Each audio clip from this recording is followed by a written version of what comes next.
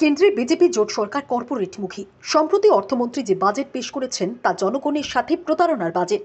এই অভিযোগ তুলে সিপিআইএম সদর মহকুমা কমিটি মঙ্গলবার আগরতলা শহরে একটি প্রতিবাদ মিছিল সংঘটিত করে।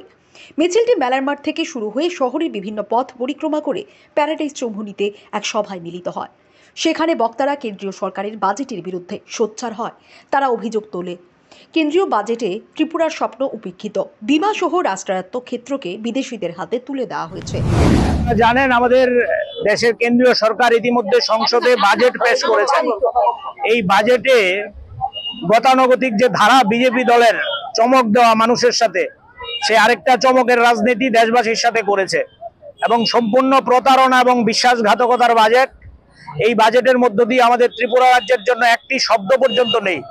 উত্তর পূর্বাঞ্চল থেকে ত্রিপুরা বঞ্চিত।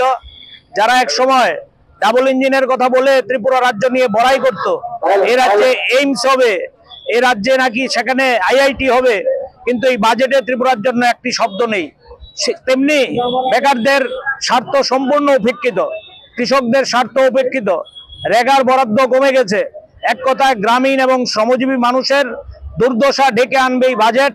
এই জনবিরোধী, এই মানুষের সাথে বিশ্বাসঘাতকতা এবং প্রতারণার যে বাজেট, এই জনবিরোধী বাজেটের বিরুদ্ধে আজকে সিপিআইএম সদর মহকুমার আহ্বানে আমরা এই বিক্ষোভ মিছিল আয়োজন করেছি।